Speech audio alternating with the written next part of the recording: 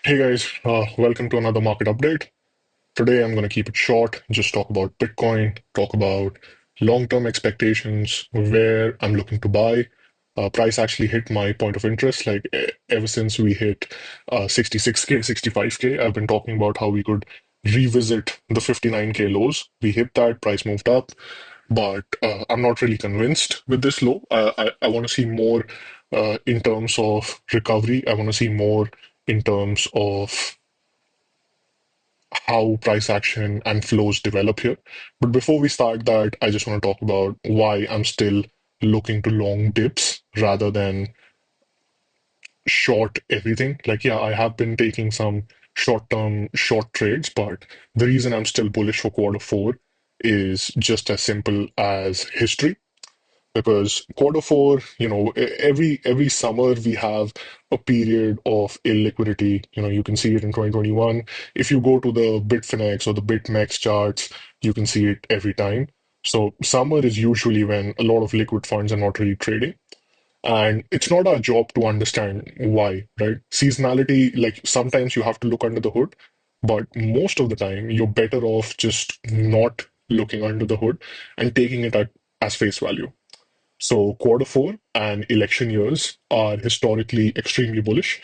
So if you look at SPX, and our correlation with the SPX has only increased in the past few months. And even though like our SPX correlation index is like this, right?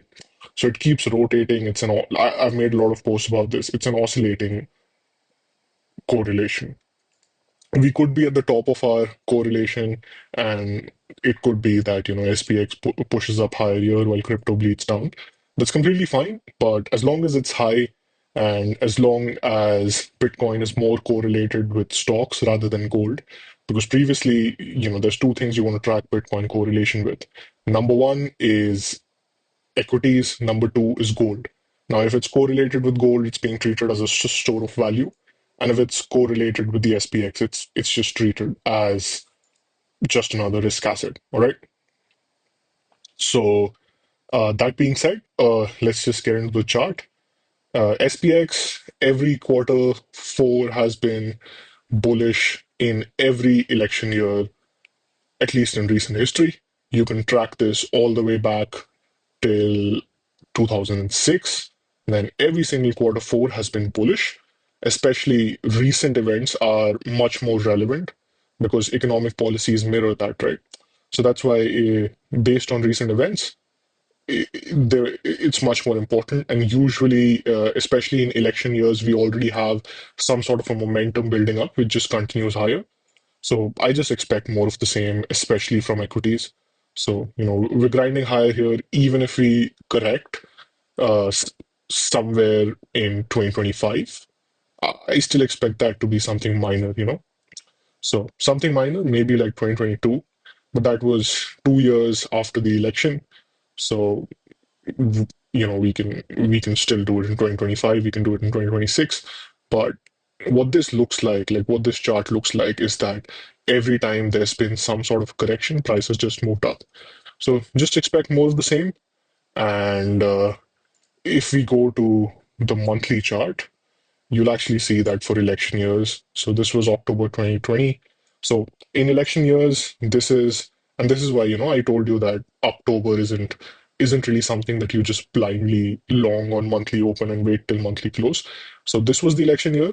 Quarter four ended up being extremely bullish, as we just saw, but October was pretty red. Same for 2016. October was a bad month. So 2020 recently, obviously that was impacted by COVID, so we had a -3% month for SPX. 2016, maybe a more relevant data size, we still had a -2% for SPX. And then 2010, we had a bullish October, and then we had like sort of a flat November. So just going by that, election years, because there's a lot of uncertainty heading into the election in November. Right now, elections are starting.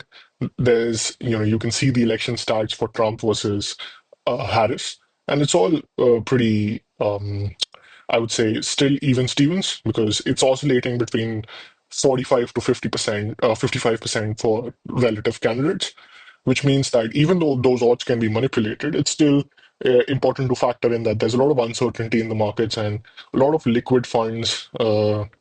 They just kind of don't care about missing out on the initial impulse. So if I'm a liquid fund and I'm looking at the monthly chart, I really don't care whether I caught this September bottom or not, right? I am perfectly happy waiting for elections to play out and then waiting till November and then just buying here once elections are done and I catch this move up. Because and this is true for all risk assets across all countries, even, a place like China. So it's perfectly fine for people to kind of wait for that, right? Now, that being said, one of my most important levels for this entire range, as I keep saying, has been 59K. And anything between 59 and 61 has been noise for me for a really long time. So a lot of people consider 60K to be an important level. I really don't. I feel like 60K is the region for buffoonery. So we really don't need to pay attention to that. This is the April 2021 um, open, and also the quarter 3 open for that year, which is basically, one of our real cycle quarterly high. This was more of a leverage move. You can keep that as a level. But like this is another reason why between these closes, everything that has happened, and you can look throughout this range if I go to the daily chart. So you can go to the daily chart and then you can just look through this entire range. Anywhere between 61 and 59, price action has been completely irrelevant. I can just mark this level and you can see how much chop there is at these levels. And that's just because of a lot of higher time frame algorithms, right? But what I'm more concerned about is recent price action. I'm not looking at the monthly or the weekly because that's been kind of irrelevant in terms of forming a reasonable bias recently. So I'll just be looking at this. Simply said, we had a perfect retest of this level. This also coincides with this week low that we had in March. And that's kind of how you can this entire range, you can think of it as our range lows, or maybe just an important part in this entire downtrend or range, whatever you want to call it, doesn't really matter. In terms of volume, this entire range has had a lot of volume between 60, has had a lot of volume at 61 and below 59. This is kind of a low volume zone, low volume chop area is what we can consider. So not really much to look forward to here. But one thing of note is this weave up from the August 5th. This has been our low, like a very significant low, right? So if we look at this weave up, right? So this is the level that I'm eyeing, and this is why I have kept my range of buying, like my previous range of buying between 59 and 57. So I got filled on one of my spot orders, but I have bids led this entire way from 59 all the way to I think 56.5. So I got filled on one out of 10 orders. So nothing significant. This is a VWAP that I anchor to the lows. Now, if I go to the default settings for this, which is HLC3, you'll see that we kind of tagged this and then went up. And this has been significant in terms of how price has unfolded since the August 5th lows. August 5th is really important because we had a massive amount of liquidations there. So after that, things kind of reset. If you look at the liquidations chart, so you can look at August 5th. So we had $700 million in long liquidations and a total of $1 billion in liquidations in the entire day. This is close to FTX levels. Like when FTX collapsed, when price fucking dumped to 16K, we had the same amount of liquidations at that point in time. So that's why August 5th, a lot of open interest was reset and all of that shit. So it's really important to track what happened after this level. Okay. So this is why I should have probably taken a leveraged long position here, but I didn't. It's completely fine. I'm fine with missing one move out of the hundreds of moves that happens. But you can see the importance of this anchored VWAP. Support, we churned against it, and then we broke down. The resistance retest, churned against it. Like this has been important the entire way. And the other, but we can use it across a different world of settings. I usually like to anchor it to the low. Okay, so if I, yeah, exactly. So I anchor it to the low. Uh, Much more accurate retests here, here, and all this while. Like we chopped around it for a little while. We perfectly tagged that. So this was like a high confluence zone to long, and this is why this has been my target, right? But now another important thing is the sweep that we had towards the end of September. So our August highs were created there, like these kind of equal highs right here. So equal highs here. Let's just name it August high. All right. So this is an equal high here, August high. We swept that. Price went back below, tested it as resistance, again tested it as resistance, failed to move back above, and then we collapsed after that, right? So this is kind of a region where I expect some significant resistance coming on.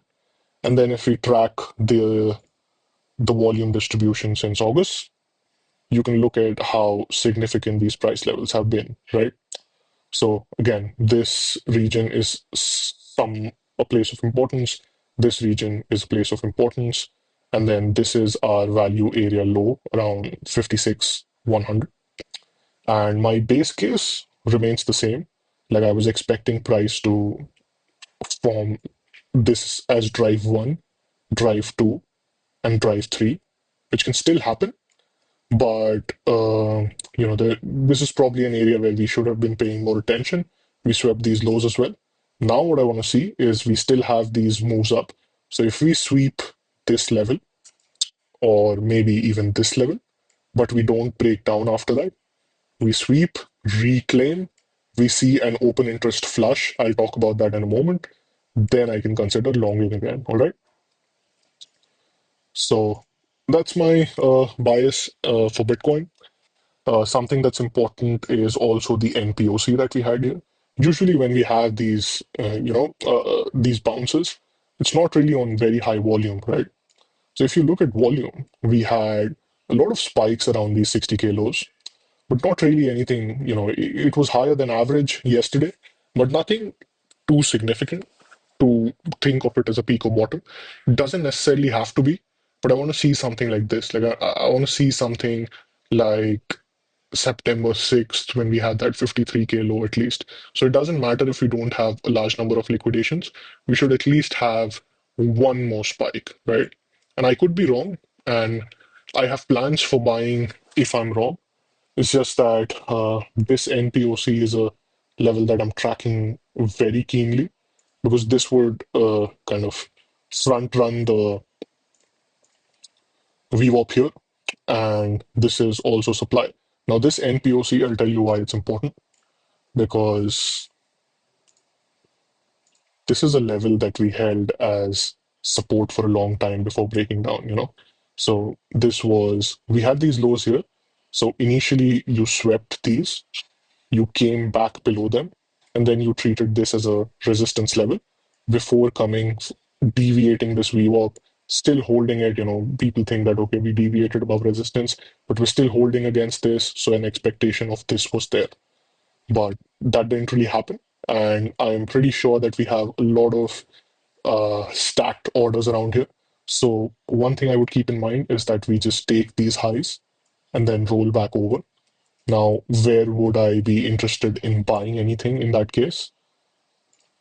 Simply put, order flow is something that comes in here, but a very clear level to buy would be these fib levels. So if we get a retest of 59.8, and then you have conditions for a volume spike, you buy that. If we break through here, let's say we go all the way till this VWAP and then we come back down, then you can consider buying 60.3, 60.4K. That being said, I still feel like there's a very real possibility of price going back below at least once and then having some sort of a bottom. Another thing to keep in mind is momentum oscillators. I don't really use these a lot in my everyday trading, but they help a lot in terms of just having a higher time frame bias. So we had a bullish divergence at these lows, right? And then we had a bullish divergence here. Now, what I'm waiting to see is if we have some sort of a three drive. So one, this price action, and then RSI can do something like this. And we reset around 30, and then we move back up. Obviously, that's a lot to ask for given where price is right now. But if you just look at order flow, right? So this is what we had yesterday. We had a lot of longs on Binance coming in after we closed above this low. So there were a lot of shorts. Actually, there were a lot of shorts on Bybit. This is Binance, but Binance puked at the lows, and then once the shorts were trapped on Bybit, we just had this massive buy volume come in above 60K, and this is the reason why we just kept on pushing up. And in terms of sport and how sport was behaving, we just had the US Open now. We'll have the US Open soon. So, open interest is just at the same level, right? So, price is from 65K. So, open interest is at the same level, and price is $4,000 or almost 7% down. That is not good news, in my opinion. Like, yeah, there are, it's not that open interest is always equal to leverage longs, and you never know what position is backing up a long position or a short position. But it's almost always that people are more comfortable holding longer positions. So what happens is that, if somebody is shorting, they are not comfortable saying that, okay, I'll short on 3x leverage of my account and I'll just keep on adding on the way up. But when you're longing and you know that, price is not going to go to zero, there's limited downside, people feel very comfortable in longing the dip, so to say. So if you know, there were a lot of shorts that were added in the move down from 61 to 58.9K. But at the same time, there have been longs longing the dip throughout this, right? And if there were longs longing all the way up here, we can expect that to come in, especially at the NPOC or the VWAP levels, because that's how positioning is described. Like an average positioning is described via the VWAP or via the NPOC. So we can expect those longs, which have been underwater for days now, to kind of get out at break even or get out as soon as they make slight profit. And a good example of this is just now that we had the PPI data, which is slightly bullish. You have longs coming into the market, open interest is rising again, and almost always it's, the simplest way to describe any anomaly in data is that the people are retarded. So do with that what you will. I'm personally, I got one position failed. I'm not looking to increase any leveraged exposure to the market yet. In fact, this can even be construed as a bearish RSI 50 reset. So, RSI broke down below uh, like this moving average, and then we came back to 50. Momentum has been reset after a downtrend. So when price was at 50 last time, sorry, when RSI was at 50 last time, price was at 63.4K, and now price has fallen by 2000, but at the same levels, momentum has reset. We can kind of roll over now, right? So my areas of buying, my areas of interest remain the same. I want to see more liquidations here. So if I see more liquidations, especially to the tune of this, even this first October pullback that we had, right? So first October, we had a massive amount of liquidations, and then we kind of had this RSI divergence going for us here and then grinded up, right? Right now, we don't have anything of that sort, even though positioning appears to be slightly offside. So that's why if we have this spike and then we consolidate, I'm happy to get in. And if we don't get a pullback and it's like it just keeps on moving up from here, that is perfectly fine for me. I will be interested as long as these, as long as this structure holds. So if we deviate back down, I'll get extremely bullish when we reclaim this structure. And now, if we get back above this daily high from yesterday, if we hold back above that, then I can consider longs, especially on altcoins, to move towards the highs. Because in that case, it would all just have been a deviation, right? So that's my plans for Bitcoin. I hope I've given you some context. And I truly, truly believe that we will have a choppy yet a bullish quarter four. I don't expect all-time highs in quarter four, but what I do expect is whatever pullback we have, we are likely to reverse that, especially towards the end when we have the election results and the scenario is much more easier for us to determine macro conditions. All the best. Not really any specific day trading plans for today. I might take the short if I see, spot distribution continuing because spot has been selling for a while now. And the general trend since 66K or even before that, since 64K, we've been distributing. We went up 2K just because of leveraged longs. And then the general trend has been spot just keeps on distributing. So if spot stops this distribution pattern, maybe I can just buy higher.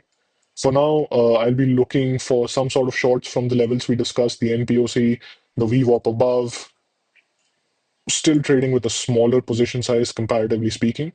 And in terms of what price is doing, we're just kind of trending up at the moment. So not really interested in chasing longs at these highs. So yeah, enough of my rambling. Thanks for watching, and I'll see you in the next one.